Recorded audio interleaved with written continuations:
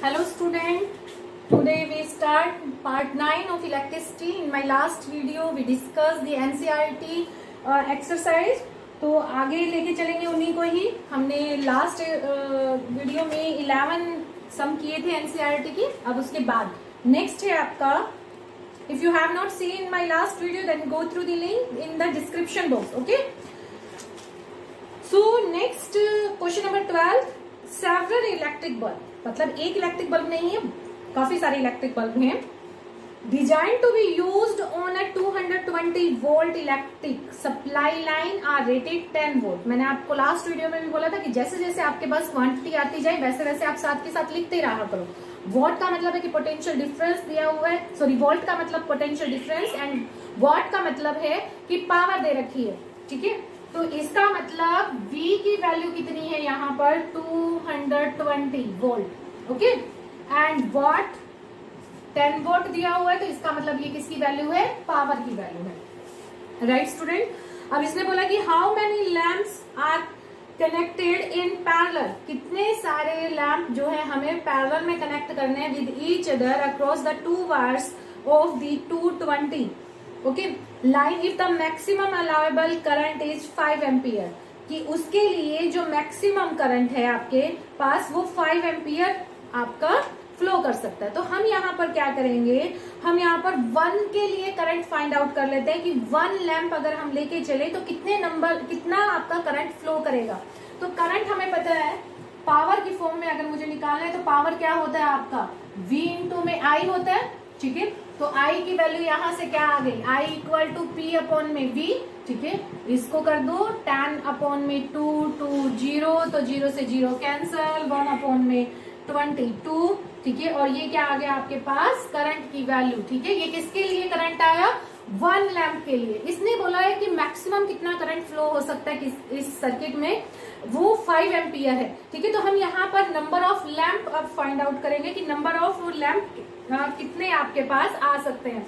तो यहाँ पर I मैक्सिमम जो होगा, I maximum equal to N into में I. ये I क्या है, for the single lamp, for single lamp. ठीक है, अब यहाँ पर आप पूछ सकते हो कि मैम सभी के सभी लैंप में भी तो सब क्या है करंट सेम रहेगा. नहीं, ऐसा नहीं है. इसने बोला है कि लैंप किसमें कनेक्टेड है, पैरेलल में कनेक्टेड है. ठीक है, जब सीरीज में होंगे ये तब इनमें सब में सेम करंट फ्लो करेगा. लेकिन यहाँ पर इसने पहले ही बोल दिया कि ये पैरेलल में कनेक्ट है, और पैरेलल में अगर ये कनेक्ट है तो इसका मतलब सब में करंट क्या हो जाएगा, डिवाइड हो जाएगा, अलग अलग फ्लो करेगा. तो यहाँ पर N की वैल्यू क्या आ गई, I मैक्सिमम डिवाइड बाय में I. ओके, तो I मैक्सिमम की वैल्यू इसने 5 एम्पियर दी हुई है. ठीक है, 1 के लिए इसने 1 अपॉन में 22 बोला हुआ है, आ गया है हमारा आंसर. ठीक है, तो यहाँ से 22 ऊपर गया, 5 इंटू में 22, this will be equal to 110. तो इसका मतलब कितने लैंप आपके पैरेलल में लगेंगे, 110 लैंप आपके पैरेलल में लगेंगे. Right, next question. नेक्स्ट है आपका a hot plate of an electric oven connected to 220 volt. इसका मतलब V की वैल्यू क्या दे दी इन्होंने, V equal to 220 volt. Right, उसके बाद line has 2 resistance coil A and B, each of 24 resistance. Okay, and which may be used separately in series or in parallel. What are the current in the 3 cases?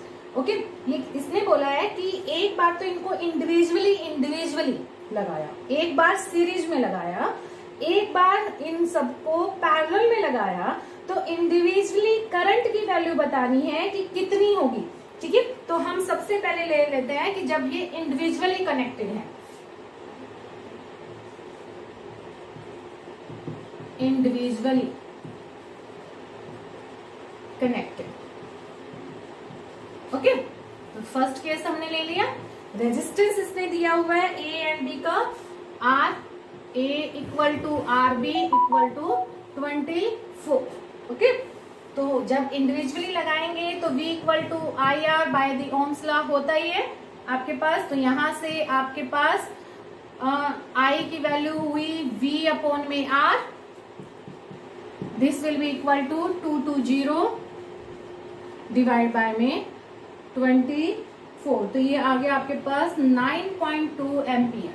ठीक है, कोई भी लो आप, ठीक है, I A low, I B low, so I A equal to I B equal to 9.2 ampere. ठीक है, अब सेकंड केस इसने बोला कि सीरीज में, सीरीज कनेक्शन में, सीरीज में अब आर की वैल्यू क्या आ जाएगी, आर एस 24 प्लस 24 48 हो गया।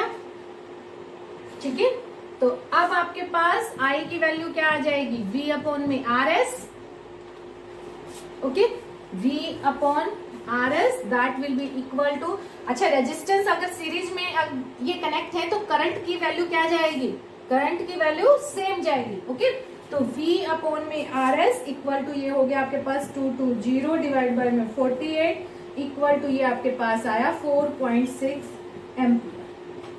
ओके, थर्ड केस ले लेते हैं जब ये पैरेलल में कनेक्ट है, पैरेलल कनेक्शन।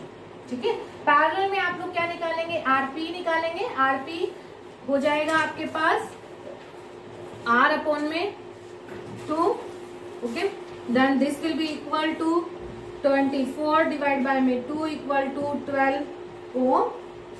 ठीक है, मैंने डायरेक्ट निकाल दिए, अगर किसी को समझना है तो इस फॉर्मूले से निकाल सकते हैं, 1 अपॉन में R P equal to 1 upon में आर ए 1 अपॉन में आर बी, और फिर उसका रिवर्स कर देना।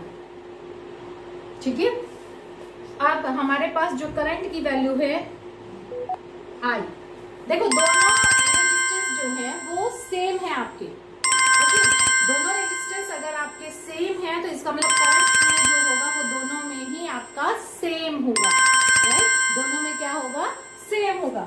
तो आई की जो वैल्यू होगी that will be equal to, ये हो गया आपके पास V अपॉन में R P equal to 220 divide by में 12, ये आ गया आपका 18.3 एम्पियर, राइट। ओके, तो अब आपके पास करंट कब ज्यादा आया सबसे, अगर कोई पूछ ले कि किस केस में आपके पास करंट मैक्सिमम आएगा, ठीक है, तो हमने पहले भी बात की थी कि when the resistor connected in parallel, ठीक है, तो रेजिस्टेंस क्या हो जाता, कम हो जाता। देखिए सबसे कम रेजिस्टेंस 12 ओम आया आपके पास जब वो पैरेलल में कनेक्टेड थे। इवन जब वो इंडिविजुअली काम कर रहे थे उससे भी कम जो है आपका पैरेलल में आया था। ठीक है, तो इसमें करंट की वैल्यू क्या आई, सबसे ज्यादा, और यही मैंने आपको लास्ट वीडियो में बताया भी है कि जब रेजिस्टर जो है पैरेलल में कनेक्टेड होते हैं तो रेजिस्टेंस डिक्रीज हो जाता है, करंट इंक्रीज हो जाता है, ओके, एंड पावर भी इंक्रीज हो जाती है। Question number 14, compare the power used in 2 ohms register in each following case. First case इसने दिया हुआ है 6 volt battery in series with 1 ohm and 2 ohm register, तो इसमें पावर को दूसरा सर्किट भी दिया हुआ है साथ में 4 volt battery in parallel with 12 ohm and 2 ohms। ठीक है, तो दोनों सर्किट की पावर को कंपेयर करना है, right student.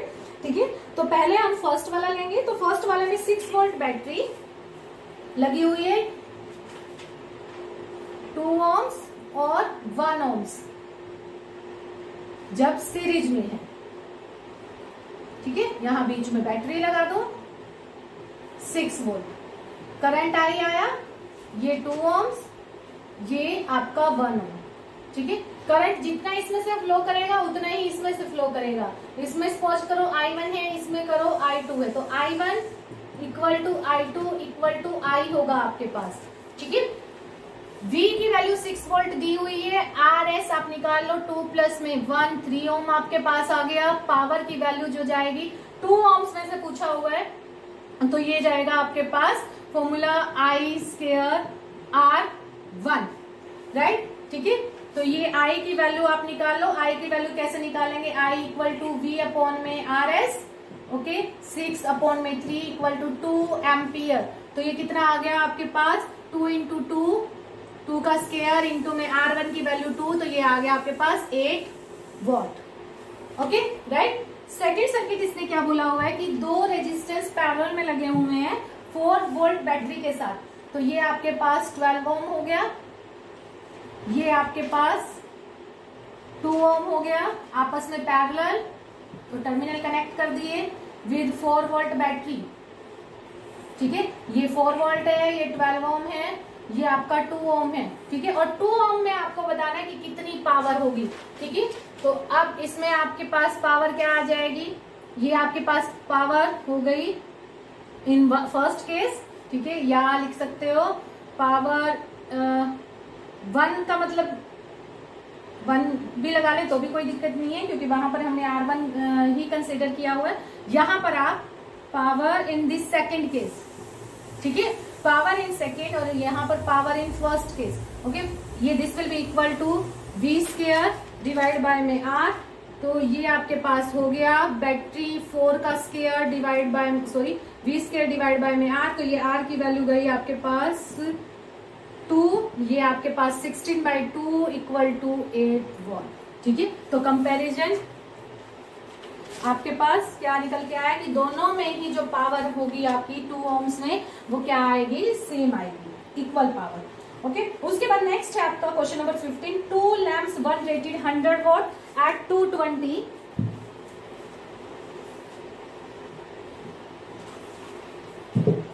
2 lamps one rated 100 volt. तो एक को मैं A मान लेती हूँ, दूसरे लैंप को B मान लेते हैं, ठीक है। लैंप A और lamp B, lamp B A के लिए दिया हुआ है 100 वॉट एंड 220 वोल्ट। तो वोट दे दिया तो मतलब पावर दे दिया, पावर ऑफ A क्या दे दिया इसने, 100 वोल्ट, ठीक है। और V की वैल्यू 220, ओके। उसके बाद इसने बोला आर कनेक्टेड इन पैरेलल, और दूसरे के लिए दिया है PB equal to 60 watt and V दिया है इसने 220 से आर कनेक्टेड इन पैरेलल, ठीक है, to the electric supply, okay. दोनों को पैरेलल में कनेक्ट किया गया है। What current is drawn from the line if the supply voltage is 220, ठीक है। इसने कहा है कि दोनों को पैरेलल में कनेक्ट कर दिया तो कितना करंट आपका ड्रॉन होगा। तो हमें तो करंट ना इसका पता ना इसका पता, पैरेलल में इसमें भी करंट अलग होगा, इसमें करंट अलग होगा। सीरीज में अगर ये दोनों लगते तो इनमें क्या होता, करंट सेम होता। तो इसके लिए पहले क्या निकाल लो, IA निकाल लो। IA इक्वल टू होगा आपके पास, देखो पावर का फॉर्मूला क्या होता है, V इंटू में I, ठीक है। तो यहां से IA क्या हो गया आपके पास, P अपॉन में V, मतलब 100 डिवाइड बाय में 220 एम्पियर, और ये आपका आता है 5 बाय में 11 एम्पियर, ओके। इसमें निकालो, इसमें आपका IB आ गया P B डिवाइड बाय में V, 60 अपॉन में 220, ये आपके पास 0 0 कैंसल, 3 डिवाइड बाय में 11 एम्पियर। पैरेलल में लगे हैं तो टोटल I क्या आ जाएगा आपके पास, total I equal to IA plus में IB, दोनों को ऐड कर दो, 5 by 11, 3 by 11, 8 by 11 ampere, right, okay. Next है which uses more energy, a 250 watt TV set in 1 hour और a 12 watt toaster in 10 minutes। इसने कहा कि कौन सा जो अप्लायंस है ज्यादा एनर्जी यूज करेगा। एक ले लिया टीवी, और टीवी के लिए पावर इसने दे दी 250 वॉट, राइट। उसके बाद सेट कितने टाइम तक किया है, 1 आवर। तो इसका मतलब टाइम क्या दे दिया उसने, 1 hour, right, okay ji. Energy निकालनी है, एनर्जी होता क्या देखो, पावर की फॉर्म में P इंटू टी, हमने वीडियो में लास्ट वीडियो में फाइंड आउट किया था, ठीक है, लास्ट टू लास्ट वीडियो में। तो एनर्जी की वैल्यू पावर इंटू टाइम होती है, ठीक है। तो आप निकाल दो यहाँ पर, ठीक है। ये पावर किसकी आ गई, यहाँ पर टीवी की आ गई, ठीक है। इनटू में क्या आ गया आपके पास, टाइम, ठीक है। तो ये 250 इनटू में 1 इक्वल टू 250 वाट आर, ठीक है। आर में ये मैंने निकाल दिया, ठीक है। दूसरा है आपका टोस्टर, ठीक है। पावर ऑफ टोस्टर, टोस्टर वो दी हुई है 1200 वाट, 1200 वाट। टाइम उसके लिए दिया हुआ है 10 मिनट। 10 मिनट का मतलब क्या हुआ, 10 डिवाइड बाई 60 आर, ओके, क्योंकि 1 आर में कितने मिनट होते हैं 60, तो ये कितना आ गया 1/6 आर। मैंने इसको आर में कन्वर्ट क्यों किया, या तो इसी को हम मिनट में कन्वर्ट कर लेते क्योंकि दोनों की यूनिट क्या होनी चाहिए, दैट मस्ट बी सेम। हमने क्या किया, इसको आर में कन्वर्ट कर लिया। अब इसकी एनर्जी निकालो, energy power of toaster into में टाइम, तो ये हो गया 1200 इंटू में 1/6, तो क्या है यहाँ पर 200 वाट आर।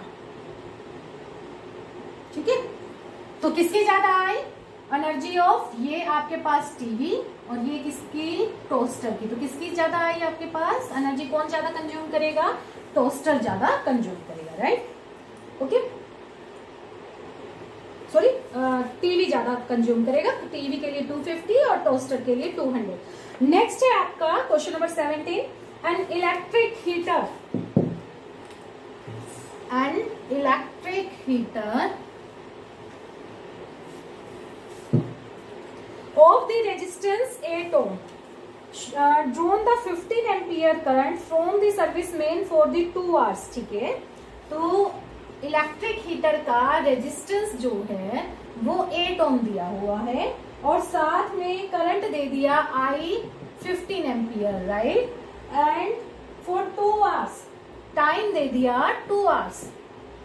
ठीक है, calculate the rate at which heat is dropped, rate पूछा बच्चों इसमें, रेट एट विच, ठीक है, रेट जब भी आ जाए तो इसका मतलब क्या है, डिवाइड बाय में टाइम, तो इसने पूछा है rate at which heat is done, देखो हीट और उसका क्या बनाना है रेट, तो डिवाइड बाय में टाइम। हीट का फॉर्मूला क्या था आपके पास, आई स्क्वायर आर टी, ठीक है, जब रेट कर दिया तो क्या हो गया टी डिवाइड में टी से टी कैंसर, ठीक है, तो रेट ऑफ हीट क्या हो गया, rate of heat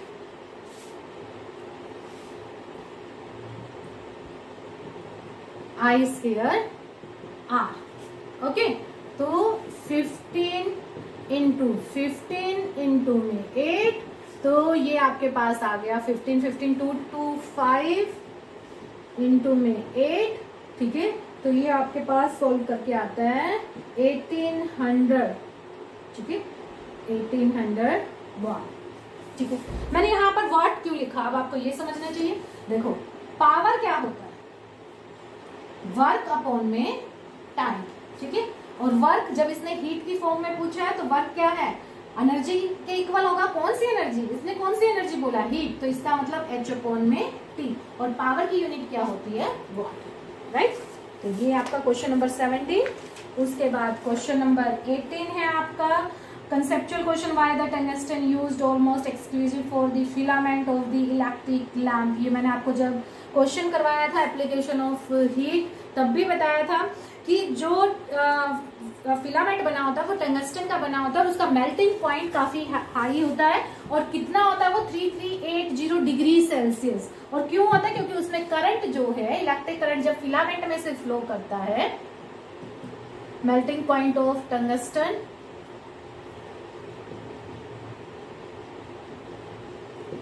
3380 very high.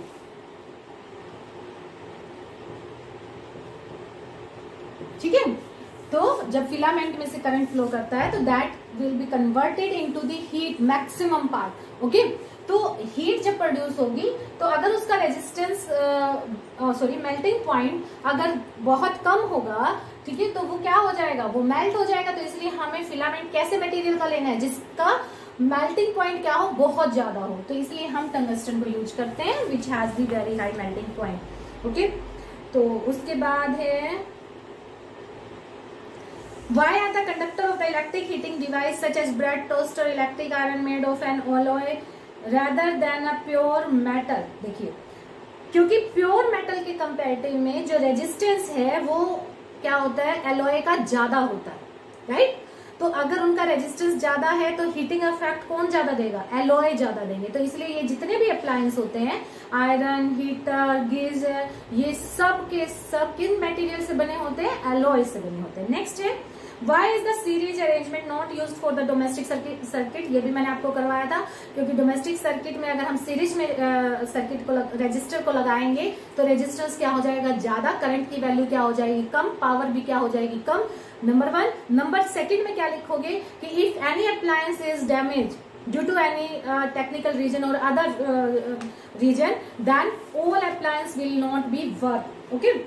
Next है how does the resistance of a wire vary with its area of cross section? R की जो वैल्यू होती है वो inversely proportional to area of cross section होती है, ठीक है। तो ये area increase, area of cross section increase, तो resistance decrease. Why are the copper and aluminium wire usually employed for the electricity transmission? तो इन्होंने पूछा कि कॉपर या फिर एल्यूमिनियम वायर जो है वो हम इलेक्ट्रिसिटी ट्रांसमिशन के लिए क्यों यूज करते हैं, क्योंकि वो क्या होते हैं, they are very good conductor for the electricity, ठीक है। तो इसलिए कॉपर और एल्यूमिनियम को यूज किया जाता है, राइट। तो ये आपकी एनसीईआरटी की पूरे की पूरी numerical and with conceptual question आपकी वीडियो कंप्लीट होती है, और ये चैप्टर आपका इलेक्ट्रिसिटी भी कंप्लीट होता है। आई होप कि आप सबको समझ आया होगा, ठीक है। फिर भी अगर किसी का डाउट है तो आप लोग अपने डाउट्स को क्लियर कर सकते हैं in the comment box. Thank you.